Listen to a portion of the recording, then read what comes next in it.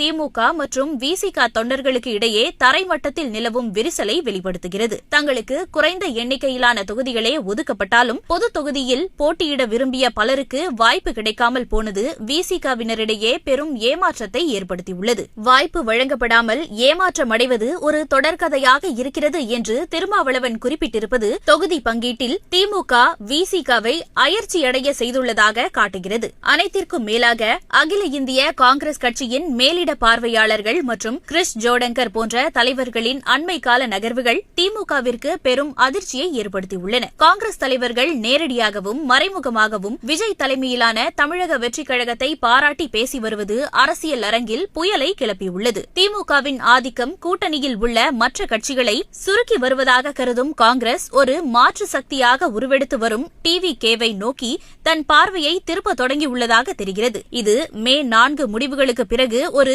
புதிய அரசியல் அச்சினை உருவாக்கும் முயற்சியாகவே பார்க்கப்படுகிறது. இதுபோன்ற எதிர்ப்பு கருத்துக்களை தேமுதிக, மதிமுக உள்ளிட்டவையும் தெரிவித்துள்ளன. முக்கியமாக இவர்கள் விஜயை மறைமுகமாக பாராட்டியுள்ளனர். தொடர் வெற்றிகள் ஒரு கூட்டணி கட்டமைப்பில் சலிப்பையும் அதிருப்தியையும் ஏற்படுத்துவது இயல்பு.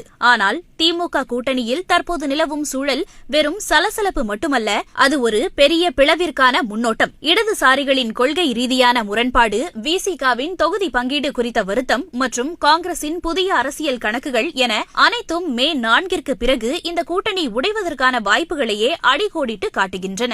அவர் வெளிப்படையாகவே குற்றம் சாட்டியுள்ளார். குறைந்தது 6 தொகுதிகளாவது வேண்டும் என்று வற்புறுத்தியும் திமுக அதற்கு செவி சாய்க்கவில்லை என்ற ஆதங்கம் அவரிடம் தெரிகிறது. பாஜகவை தடுக்க வேண்டும் என்ற ஒற்றை நோக்கத்திற்காகவே இந்த தேர்தலில் திமுகவுடன் கைகோர்த்ததாக அவர் கூறியிருப்பது இனிவரும் காலங்களில் திமுகவை ஆதரிப்பது என்பது கேள்விக்குறிதான் என்பதை உணர்த்துகிறது. மேலும் இளைஞர்களின் வேலைவாய்ப்பு மற்றும் பணி நிரந்தரம் போன்ற விவகாரத்தில் திமுக அரசு தோல்வியடைந்து விட்டதாக அவர் முன்வைத்த விமர்சனம் இடதுசாரிகள் கூட்டணியில் இருந்து வெளியேறுவதற்கான முதற்கட்ட அறிகுறியாகவே பார்க்கப்படுகிறது. மற்றொரு முக்கிய கூட்டணி கட்சியான விடுதலை சிறுத்தைகள் கட்சியிலும் சூழல் சுமூகமாக இல்லை. அக்கட்சியின் தலைவர் தொல் திருமாவளவன் வெளியிட்டுள்ள வீடியோவில் ஒரு சில தொகுதிகளில் கட்சி தொண்டர்கள் ஒற்றுமையாக பணியாற்றவில்லை என்ற தகவலை உறுதிப்படுத்தியுள்ளார். இது தமிழக அரசியலில் கடந்த சில ஆண்டுகளாக தொடர் வெற்றிகளை குவித்து வந்த திமுக தலைமையிலான மதசார்பற்ற முற்போக்கு கூட்டணி தற்போது ஒரு மிக முக்கியமான கட்டத்தை எட்டியுள்ளது. மே 4 தேர்தல் முடிவுகள் வெளியாக உள்ள நிலையில் இக்கூட்டணி ஒரு உச்சகட்ட நிலையை அடைந்துள்ளதாகவும் முடிவுகளுக்கு பின் இந்த கூட்டணி சிதறுவது உறுதி என்றும் அரசியல் வட்டாரங்களில் பலத்த விவாதங்கள் எழுந்துள்ளன. திமுக கூட்டணியில் நீண்ட காலமாக அங்கம் வகித்து வரும் மார்க்சிஸ்ட் கம்யூனிஸ்ட் கட்சியின் மூத்த தலைவர் கே பாலகிருஷ்ணன் சமீபத்தில் வெளியிட்ட கருத்துகள் கூட்டணியின் அடித்தளம் ஆடிக்கொண்டிருப்பதை வெளிச்சம் போட்டு காட்டியுள்ளதாக கூறப்படுகிறது. கருத்து கணிப்புகள் திமுகவின் வெற்றியை சொன்னாலும் வரும் காலத்தில் திமுகவின் கொள்கை நிலைப்பாடுகளை பொறுத்தே தங்களின் ஆதரவு அமையும் எனவும் அவர் எச்சரித்துள்ளார். குறிப்பாக இடதுசாரிகளுக்கு உரிய அங்கீகாரத்தை தர திமுக மறுத்துவிட்டது என்று